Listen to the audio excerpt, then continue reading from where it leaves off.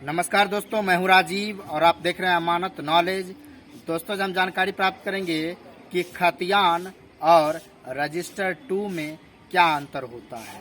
तो दोस्तों, इसको जानते हैं और जानने से पहले आप हमारे चैनल पर नए हैं तो चैनल को सब्सक्राइब कर लीजिए और बेल आइकन प्रेस कर दीजिए, क्योंकि ज़मीन संबंधित नॉलेजेबल वीडियो मैं आपके लिए लाता रहता हूँ। चलिए आगे जानकारी प्राप्त करते हैं। तो दोस्तों, अगर हम खतियान की बात करें तो खतियान के ऊपर भी मैं वीडियो बना चुका हूँ। रजिस्टर 2 की बात करें तो रजिस्टर 2 के ऊपर भी मैं वीडियो बना चुका हूँ। अब बात आती है कि दोनों के बीच में फ़र्क क्या है, अंतर क्या है। तो दोस्तों, खतियान जो है वह खतियान तैयार होता है सर्वे के समय।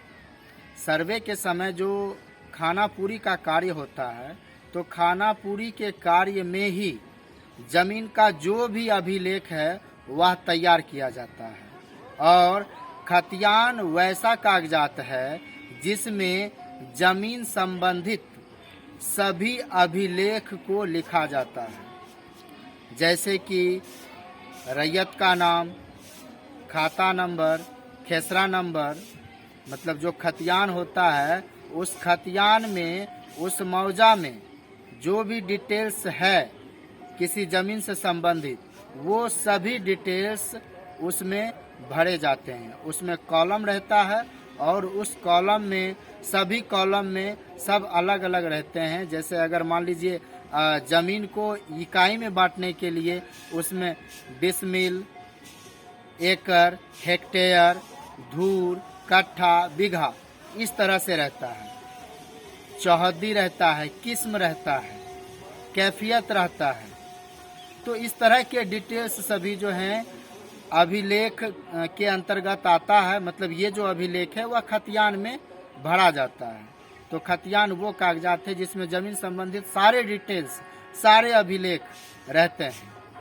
और जस्ट हम अगर रजिस्टर 2 की बात करें तो रजिस्टर 2 वह भी जो है सर्वप्रथम जिस समय खतियान तैयार होता है उस समय जो है रजिस्टर भी तैयार होता है। तो उस समय 3 रजिस्टर बनते हैं, रजिस्टर 1, रजिस्टर 2 और रजिस्टर 3, मतलब रजिस्टर 3।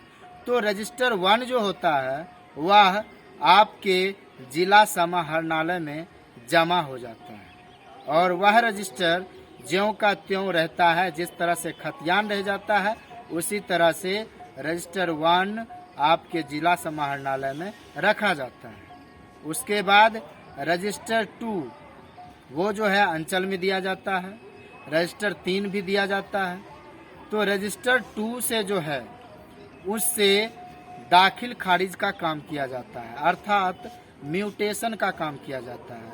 जब भी कोई व्यक्ति किसी खतियान से ज़मीन खरीदारी करेंगे या फिर मान लीजिए किसी के केवाला से ही ज़मीन खरीदारी करेंगे, तो उनका जो केवाला, बैनामा या रजिस्ट्री पेपर बोलिए, जो ये तैयार होते हैं उसके द्वारा जो है म्यूटेशन किया जाता है।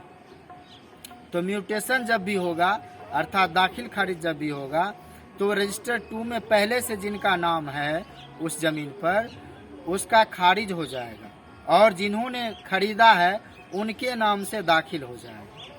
तो इस तरह की प्रक्रिया होती है रजिस्टर 2 में। तो रजिस्टर 2 में फेरबदल हो सकता है, लेकिन खतियान में फेरबदल नहीं हो सकता है।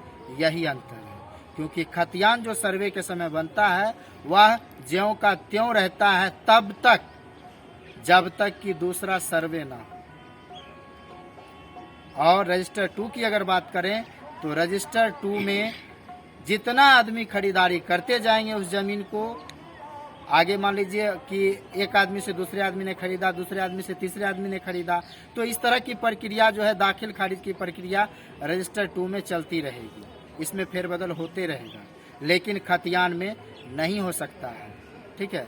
तो दोस्तों, उम्मीद करता हूँ कि अब आप इस बात को समझ गए होंगे अच्छी तरह से। अगर समझ में आ गया तो वीडियो को लाइक और शेयर करना ना भूलें। मिलते हैं नेक्स्ट वीडियो के साथ, तब तक के लिए अलविदा। थैंक्स।